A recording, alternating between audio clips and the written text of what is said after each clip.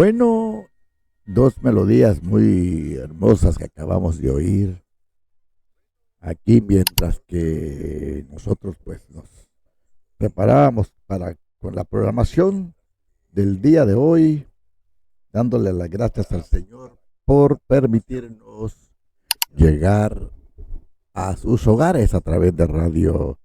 Así es. Y en algunas ocasiones también se estará grabando para los programas de televisión. Bueno, eh, fíjese que una de las cosas que a mí me preocupa, porque nosotros los pastores tenemos que tener varias cosas que observar en la vida de nuestra congregación y de nuestra membresía. Se oye muy feo esta palabra, membresía, como si fuéramos miembros de un club social o de un... Son ovejas del Señor, son el cuerpo de Cristo, del cual nosotros hemos sido apartados para servirle con todo el corazón. Uno de los temas que yo he estado tratando y que estoy preparando y lo voy a oír, lo voy a hablar seguido, ¿verdad? Porque cada vez que uno toca un tema que trasciende, vamos a decirlo así, o que es importante, pues hay que buscar todas las ventanillas que se puedan abrir para poder tocarlos. No es que repitamos el mensaje, lo grabamos y se lo ponemos y ahí que repite como loro.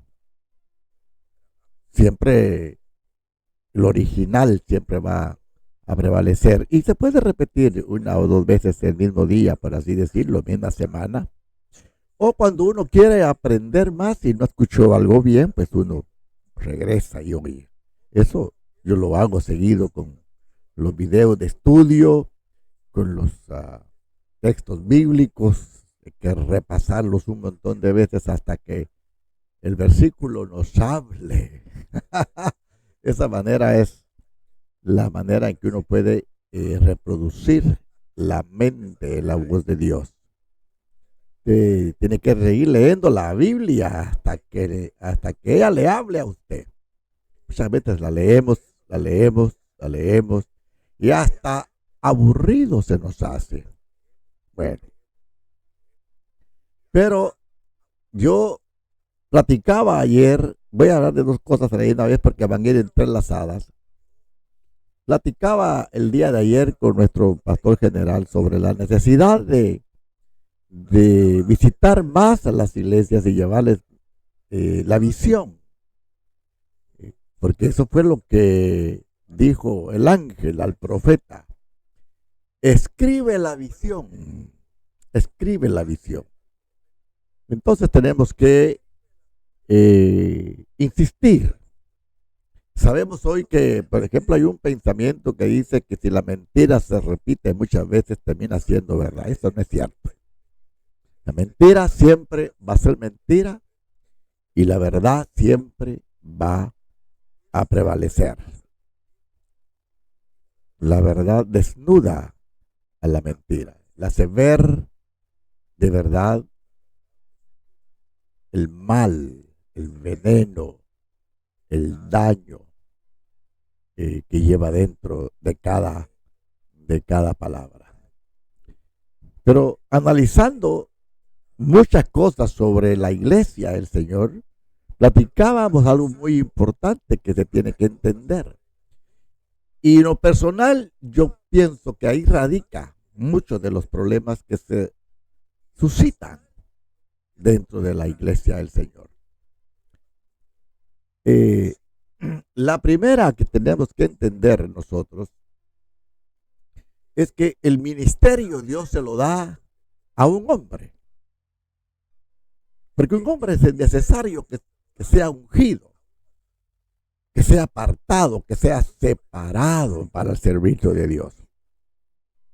Cuando ese hombre recibe ese llamamiento, recibe esa unción y es apartado para Dios, pues solo se va a manejar el propósito de Dios, no de él. Porque cuando la iglesia se une al propósito del hombre, se echa a perder, se daña. Porque la iglesia ya es la iglesia. La iglesia es el cuerpo de Cristo. No tiene que ver nada con el ministerio. El llamamiento es personal. Me encanta cuando Elías le dice a Eliseo, porque Eliseo entiende que lo han llamado, entiende que el profeta de la nación, el hombre que habla a la voluntad de Dios, decide ir allá y tirarle su capa, o sea, reconocerlo. Hey, Dios tiene algo contigo. Fíjese bien, la actitud es: Dios tiene que ver algo contigo, no con Israel.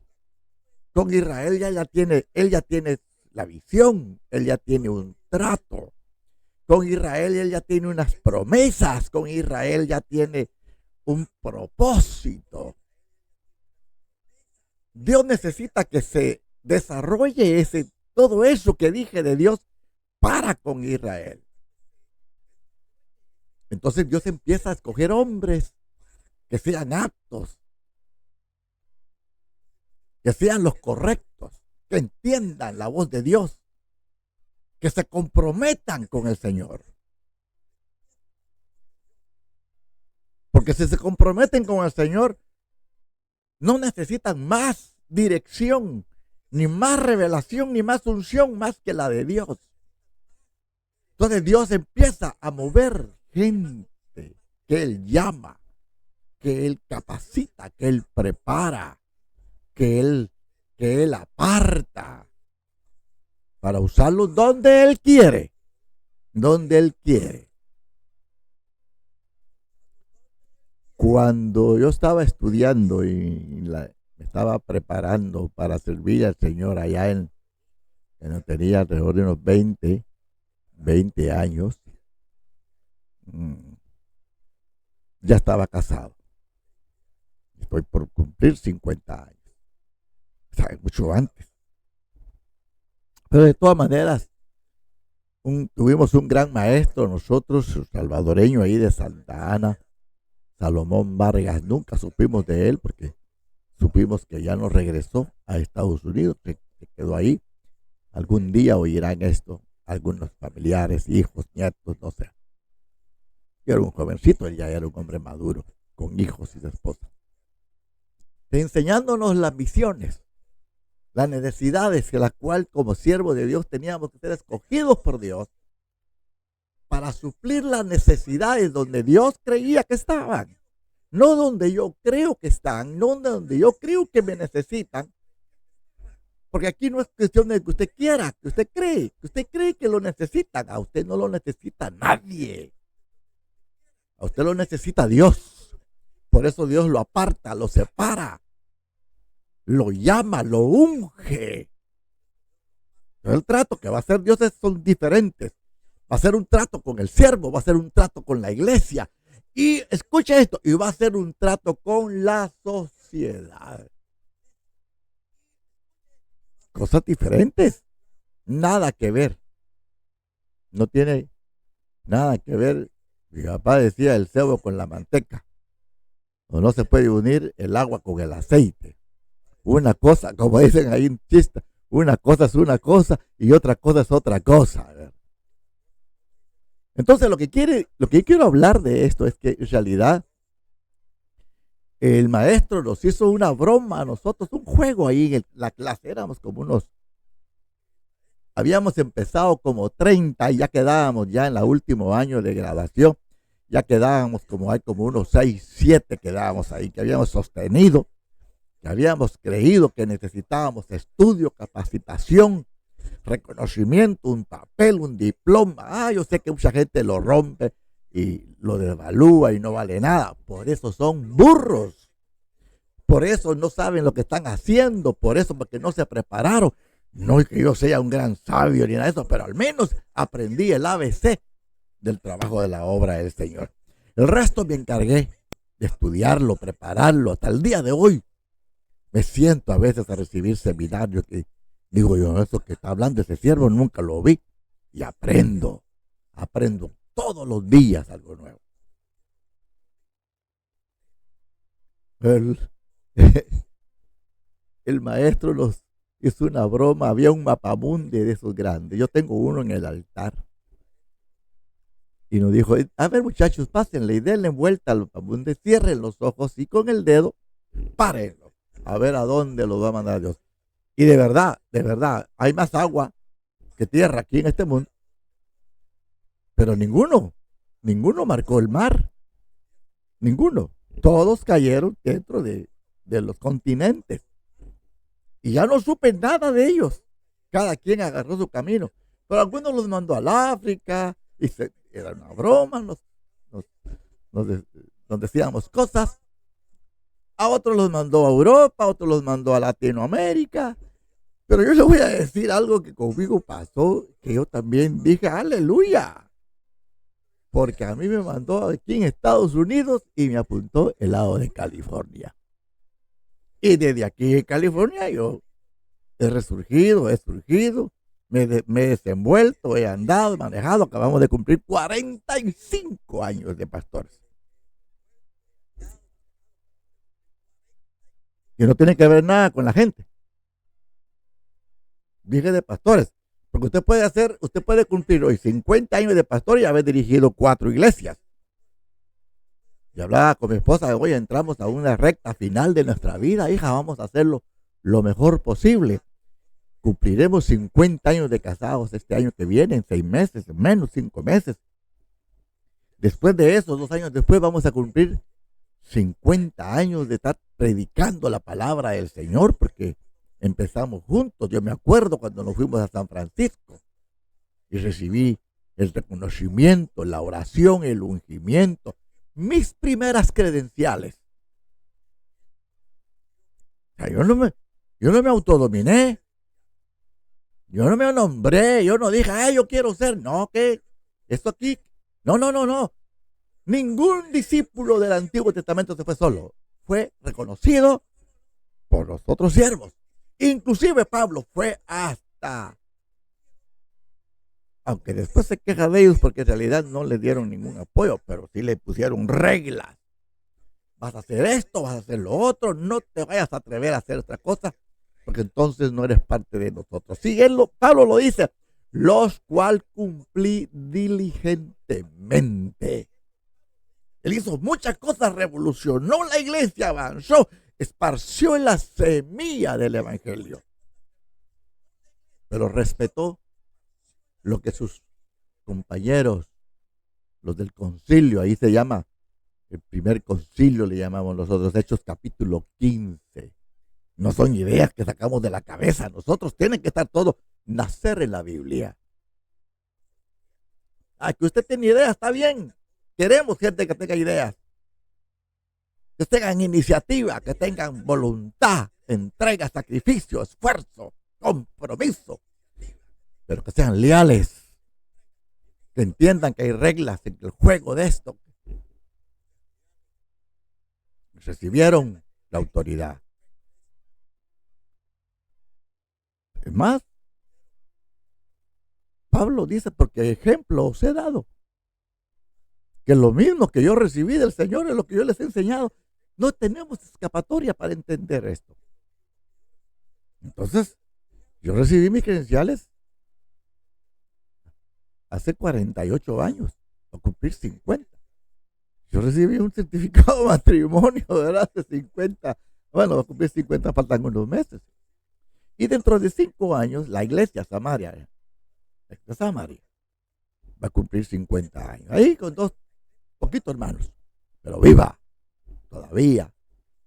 Dice la Biblia, aunque el pábilo humeare, el pábilo es la mechita del candil y se lo está dando humo, y ahí se enciende otra vez. La iglesia no tiene problemas con eso. Separado el trabajo para la comunidad, para la sociedad, separado el trabajo que Dios tiene para con la iglesia, que es su cuerpo, separado el trabajo que tiene Dios con sus ministros. Cada uno de ellos tiene un trato de parte de Dios. Mire,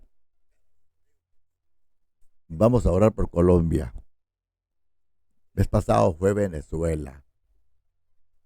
¿Qué sigue después? No sabemos. Pero sin desear que nada malo, aunque antes, cuando fue lo de Guatemala, hubo alguien ahí maldiciendo y eso. ¿Qué es eso? Ahí está, ese es el resultado de gente que no entiende qué están haciendo. Pero no podemos negar que Dios tiene un trato con la sociedad. Dios tiene un trato con la gente fuera de la iglesia.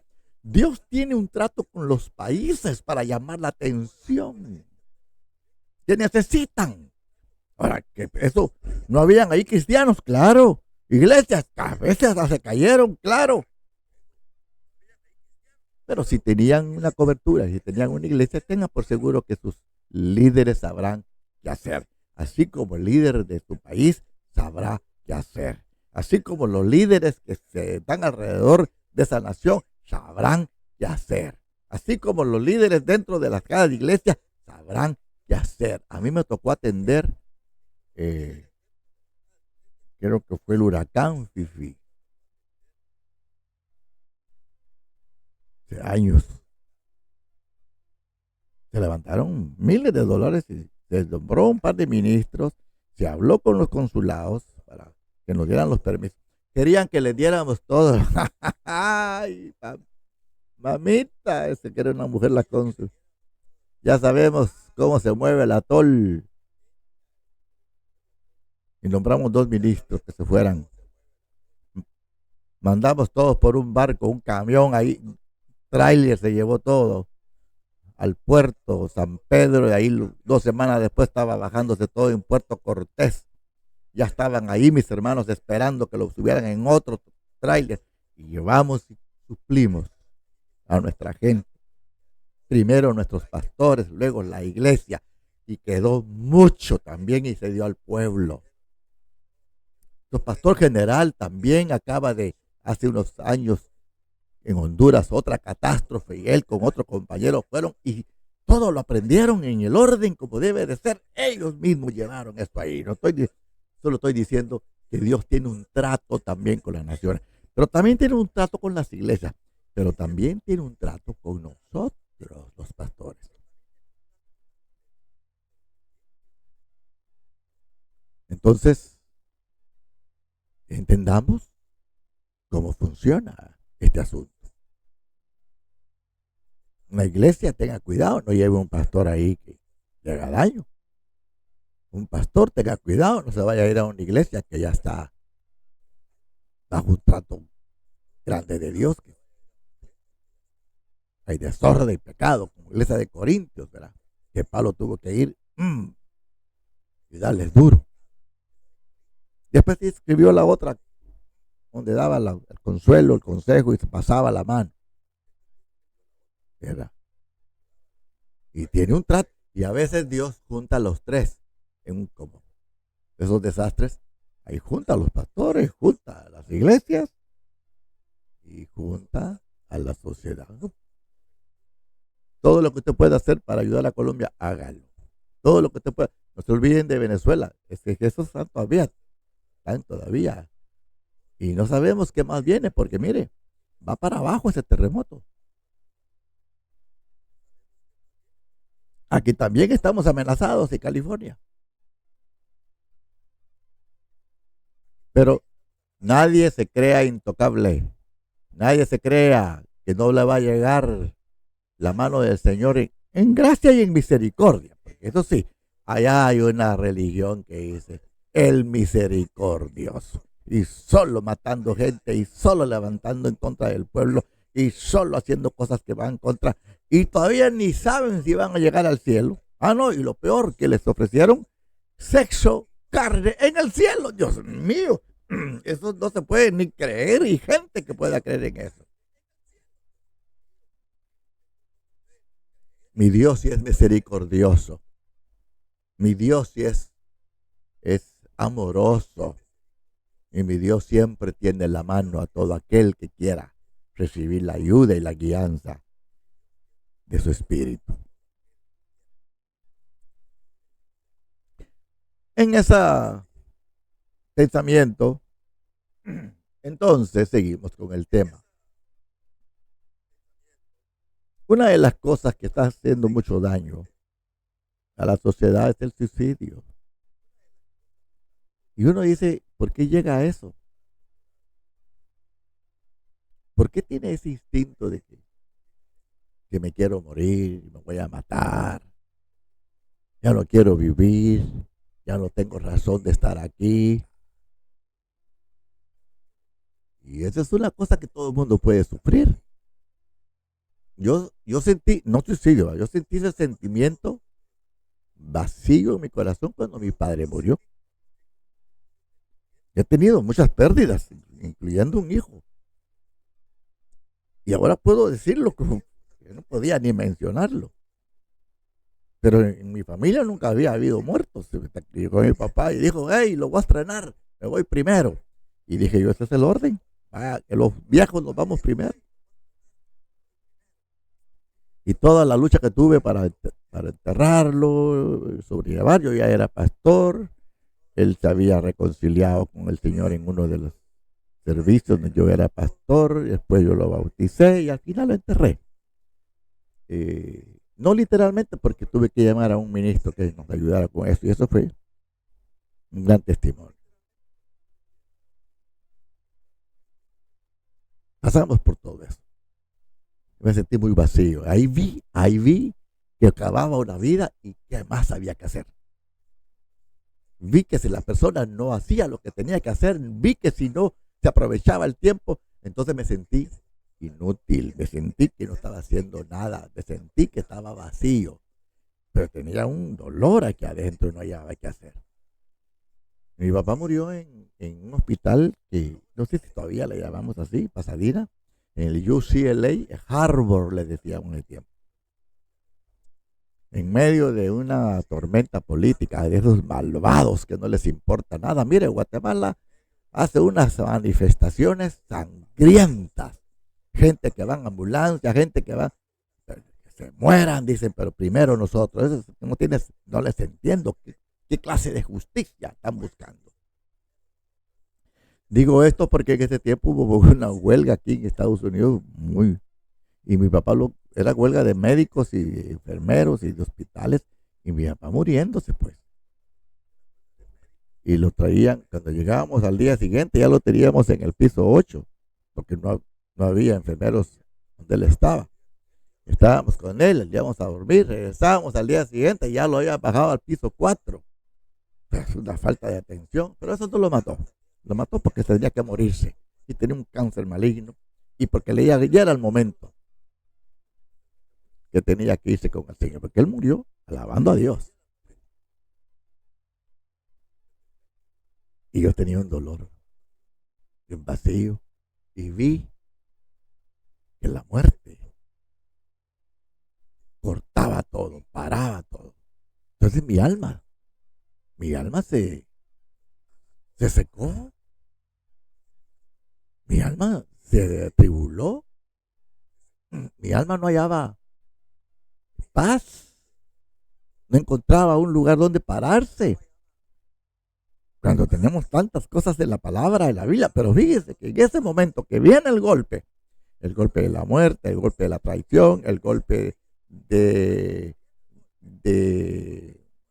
desengaño, el golpe de la pobreza, porque si uno tiene con qué y de repente ya no hay nada. Hay muchos golpes que lo pueden a uno matar. A mí literalmente, a mí me han matado económicamente, a mí me han matado psicológicamente, me han matado espiritualmente también, me han matado también físicamente. Pero ¿qué le parece? Aquí estoy, todavía. Claro, yo le debo todo a mi Señor y le doy toda la gloria y le doy gracias al Padre por la fuerza del Espíritu Santo y por el amor de Jesucristo que me dio la vida. Ustedes saben cómo hice para curarme. Después que enterré a mi padre, que ya todos habían llorado, porque yo no había llorado. Después que pasó todo eso, eh, porque yo he tenido muertes de todo. Y uno de los consejos que me dieron fue, cuando pase una crisis así, llore, llore, llore, desahóguese. Pero no pregunte por qué. No pregunte por qué. Porque Dios tiene un trato con cada quien. A uno lo trata de una forma y al otro de otra. Y está interesando a veces toda la familia, a veces toda la iglesia y a veces a todo un pueblo. Dios tiene la vida en sus manos. Dios tiene el control. Hasta que oigan y lo entiendan. Y fíjese que me fui al hospital usted. Ya mi padre muerto, ya mi padre enterrado. Ya nadie, solo me monté en el carro. Eso fue como 15 días después. Mis hermanos lograron liberarse por el llanto y la frustración y salieron adelante. Ya a las 2 semanas yo los miraba tranquilos, sobreviviendo. Y dije yo, ¿y qué me pasa conmigo? Me levantaba a orar, ¿para qué? A leer la Biblia, ¿qué? Ya, pastor, la gente venía a pedirme consejo, ya no quería ni hablarles. No quería decirles nada. Yo decía, ¿qué se cree esta gente? Que uno es de hierro, que uno... No. Y entonces fíjese que me fui al hospital. No porque estaba enfermo. Enfermo sí del alma estaba. No porque estaba muriéndome, sí, de dolor. Y eso no lo cura en hospital. El alma no lo cura en hospital. El dolor del espíritu no lo cura en hospital. Y fíjese que me fui a la sala de espera. Lleno estaba. Y busqué un asiento vacío. Y ahí me senté. Agarré un libro. No era mi Biblia. Agarré un libro. Y me puse a leer. Como a los 15 minutos. Empecé a llorar. Y a llorar. Suave, sí, suave. Creo que solo movía mis hombros. Y lloraba, y lloraba. Yo creo que la gente comenzó a verme. ¿Qué le estará pasando a este joven? Porque yo tenía como 32 años. Mire, todavía me quiebro cuando empiezo eso. Pero salí libre. Volví a ver el sol, la vida. Me monté en el carro, manejé. Me fui a tomar un café, me metí a un restaurante, pedí algo de comer. Y yo le aseguro que si alguno oye esto no lo sabía.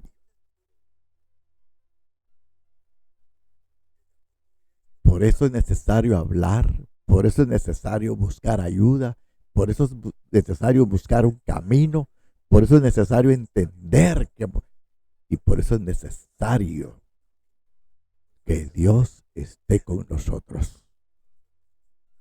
Que la Biblia dice, ¿verdad? Si Dios con nosotros, ¿quién contra nosotros? Y él fue mi consuelo. Ahí me liberó, me enseñó cómo hacerlo. Me enseñó cómo hacerlo y lo hice. Luego perdí mi madre, perdí mis hermanos, perdí hermanas, perdí mi muchacho. Y me enseñó el mismo camino. Tenía que buscar la forma para salir adelante, porque si no, se adueñaba de mí la muerte, el espíritu maligno, y se comía mi alma. Bueno,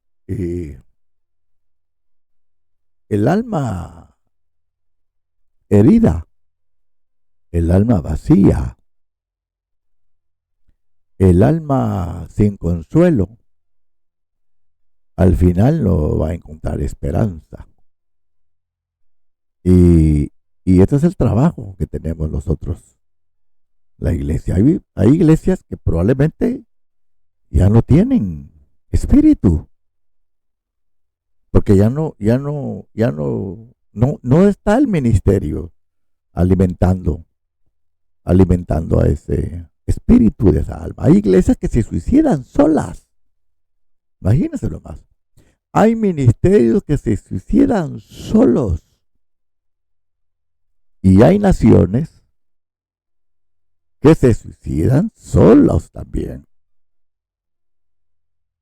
Hay movimientos, hay ideologías, hay pensamientos que los llevan a la muerte. Y de eso, pues, se trata el tema al final. Que es un tema muy delicado, que tiene que pasar en la mente de una persona que pierde su vida. Que tiene que suceder en la mente de un ministro, que es el que da esperanza y fortalece, porque es el hombre que Dios apartó para darle vida a una iglesia, el líder, el ejemplo, pues. Y un líder que no está enfermo llega a una iglesia que está enferma, la cura, porque Dios lo manda ahí. Un líder enfermo que va a una iglesia sana termina enfermándola, robándole el espíritu. Robándole el espíritu. Y hay políticos en las naciones que tienen pensamientos que destruyen toda una generación. Ahí tenemos Cuba, no una generación, generaciones enteras ha destruido esa llamada revolución. Y no voy a entrar en política, porque la verdad, si usted va al internet y va a hallar ahí todo el mundo opinando de Cuba, yo no voy a perder mi tiempo aquí, aunque hay que orar por ellos. Yo ya fui 2 veces a Cuba y fui con la intención de querer buscar cómo predicar el evangelio, y me reuní con líderes de ahí. Por poco y me meten al bote, decimos aquí, ¿verdad? Porque ¿qué es que Dios fue maravilloso? Pues yo no lo hice. Y estuve también en las iglesias de allá. Luego le cuento esta historia, es preciosa esta historia. Ya cuando salí de inmigración para la sala de espera, que yo venía de regreso, quisieron detenerme, pero se confundieron. Bueno, Dios los confundió. Pero yo me reuní en un hotel, en la sala de ahí donde están los hoteles. Ahí me senté con 3 de ellos y hablamos sobre la necesidad de gente, de capacitarlos para predicar el evangelio. Me dijeron que usted no sabe que este país es ateo. O sea, ya no tienen alma. Están muertos. Y le dije, ¿ustedes son ateos? Claro, me dijo. Entonces ustedes. Pero aquí yo tengo entendido que aquí hay iglesias. O sea que todavía hay gente viva. No, hermano. Ya empecé a jugarle la vuelta porque dije, me van a llevar estos aquí ahorita. Porque sí me pusieron un espía a perseguirme, me tiraron trampas. Al final mejor me vine. Y estoy esperando que caiga ese régimen para entrarle con toda la fuerza a Cuba. Que sí, ¿no? Con la ayuda de Dios, sí. Hay que mantener nuestra alma intacta. Débil, dolida, quizás un poco desorientada, pero hay que mantenerla. Pastores, hagan su trabajo. Iglesias, hagan su trabajo. Políticos, hagan su trabajo. Que nuestra gente en todo el mundo necesita salir adelante de su vida cotidiana. Gracias, Dios les bendiga. Oiga, esto estuvo un poco fuerte para mí. Pero yo pienso que uno debe de contar sus experiencias para que la gente pueda entender la convicción, el compromiso y el amor que uno de verdad tiene por la obra del Señor. Dios les bendiga y espero que tengan un feliz día, y por ahí pues estaremos volviendo nuevamente a nuestra hora. Gracias. Amén.